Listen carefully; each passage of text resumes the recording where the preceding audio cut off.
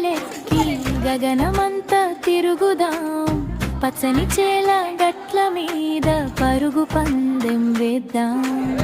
అరిసెల తీపి ముగ్గుల రూపు మురిపాలే పంచుదాం, ముక్కను మాదాకా ముచ్చట్లన్నీ మూత మోగిద్దాం.